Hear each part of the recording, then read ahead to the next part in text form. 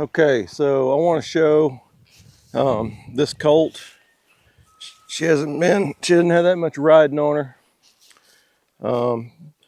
Trying to teach her some body control, and I'm going to show you how I do that. This helps with guiding and being able to put them where I want them and just getting them more broke.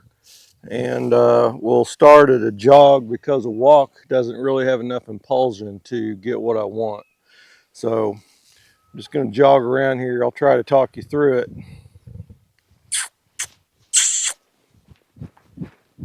So I'll put her in a circle. She leans in, I pick up with my inside rein and my inside leg. Let's kind of push her up in that bridle a little bit. As soon as I feel her get right between my reins, I release. I don't want to hold her there very long. This mare has a tendency to want to push on you a little bit. There, she moved over nice to the outside. I can steer her a little bit to the inside, and I'll pick her up, move her to the outside. If she leans out, I can either apply outside rein and outside leg, or I can just steer her to the center of that circle. But I make sure I release her just as soon as I feel her get nice and soft. Right between my reins, right there, I release. I release my legs and my hands. I cannot hold her where I want her. I want to be able to pick her up and just position her wherever I want her.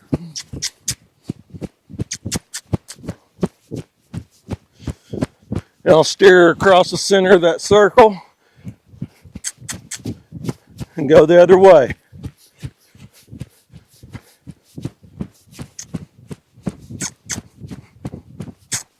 She's not quite as good to the right usually. She's doing pretty good right there. She wants to push on my hands a little bit, so I just use my legs and keep bumping her with my legs and softening that face until I push her right up into that bridle. And if I feel her leaning against my legs, I'll just apply more inside or outside leg until she's center. When she's center, as soon as I feel her get centered right between my reins and legs, I release. Pick her up, put her where I want her, and steer her across that center, go the other way. Whoa. Make sure she's soft in that face. This mare wants to push on my hands a little bit. So I got to constantly keep reminding her to get off those hands. So I use the canter or the lope to as my testing to see where I am. If she doesn't do it well at the jog, everything is going to be amplified at the canter or the lope. So I'm going to have more trouble if she's leaning a little bit on the jog to the inside or the outside. When I get to the lope, she's going to be leaning a lot more, and it's going to be much more difficult for me to correct that with my hands and my legs. So for body control, I want to be able to pick her up, use some leg, have her step over. There we go. She needs to be soft in the face so I can get her to back up. When you use a snaffle bit, you don't want to pull back with both hands very hard, okay? If they're giving, then that's okay for me. I can pull back on both hands a little bit as long as they really have a lot of softness and a lot of give. But if there's any resistance at all, you have to pull with one hand and then the other hand and get them off that bit. That's just how a snaffle bit works, how it's designed to work. So make sure she's soft. If I want to pick her up and turn her around, use some inside rein and some outside rein. Make sure she stays soft. She's wanting to push on my hand a little bit there to the right. So what I can do is I can go ahead and bend her and use some inside leg. And then lead her back into that turn until I feel her soften up and step like I want.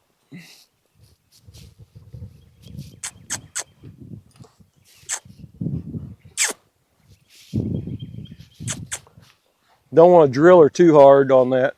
So at the canter, I'm going to jog, check my canter again. Check my jog again. If everything feels good, that right there feels really good to me. Then I'll bump her up into that canter.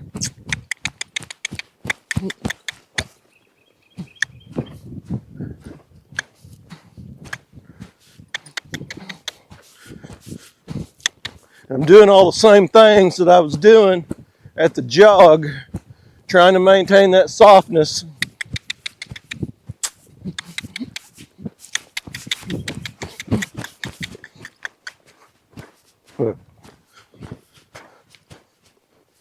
She takes the wrong lead for whatever reason.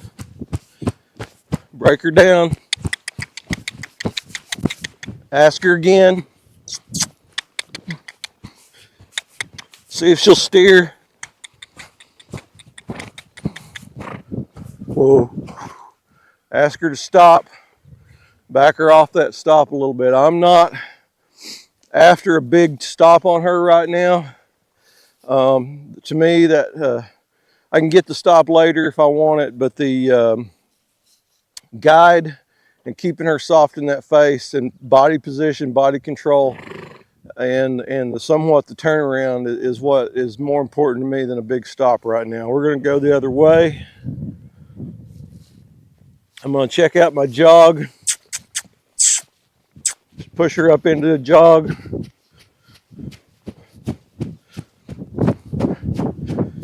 She's leaning out a little bit, so I'll make sure I can move her around with my hands and my legs.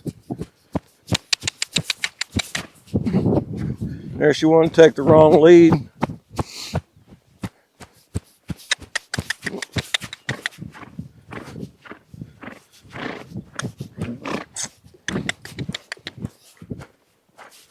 Move her out a little bit. Steer her. Let her find that outside of that circle again. Steer her a little bit.